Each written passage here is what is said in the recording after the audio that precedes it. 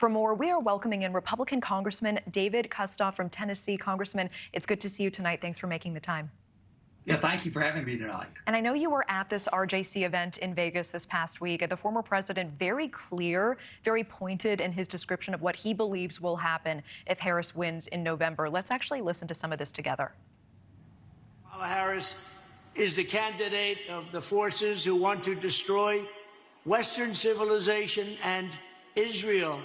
I am the candidate of those who want to defend Western civilization, defend Israel. You're not going to have an Israel if she becomes president. Israel will no longer exist. Okay, so Congressman, your thoughts when you first heard this, and what was the reaction to Trump's address in the room? Yeah, well, President Trump was, look, he was very well received. People were excited to see him, even though it was by satellite. They agreed with the message. There was a lot of energy and enthusiasm for President Trump. And, you know, I think he framed it maybe a little bit differently than I would have. I look at the Biden-Harris record, and especially what Harris has done in the last several months. First of all, she had the opportunity to choose Governor Shapiro of Pennsylvania, that's a swing state. That would have been a strong signal to the Jewish community. I think she got scared of the far left in her party that are pro-Palestinian, maybe even pro-Hamas. And then I also, Natasha, look at the joint address to Congress by Prime Minister Netanyahu back in July. And as you know, it is the duty of the vice president to preside in that chamber when a foreign leader comes to make a joint address to Congress. Before Netanyahu spoke, I believe that there have been 6 joint addresses by a foreign leader since Kamala Harris has been vice president. She's presided over all of them, but she would not preside when Netanyahu came to speak in July.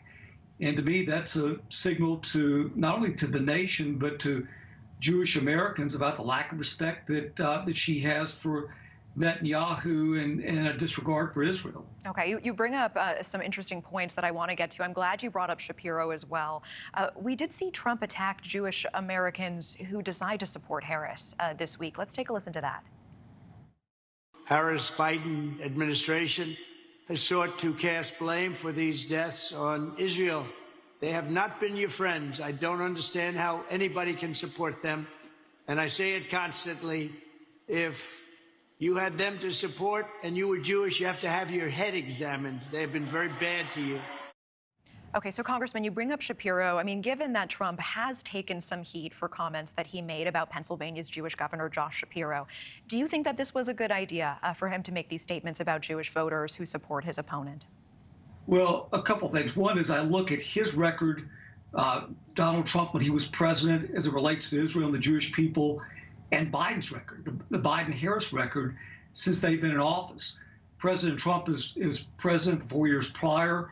He does what a lot of American presidents have promised, and that is to move our embassy in Israel from Tel Aviv to Jerusalem. He negotiates the Abraham Accords, which are historic, just a few weeks before the election. And I was there at the signing ceremony. I viewed it and I saw it was historic. And at the same time, I don't think anybody else could have negotiated that other than Donald Trump. And then you look at the Biden-Harris record. A few things. Number one, the unfreezing of this money for Iran. So there's several $billions that Iran has used to give to their proxies that hate Israel and that are all for the elimination of Israel, coupled with the fact that back in April, Congress approved funding and aid for Israel.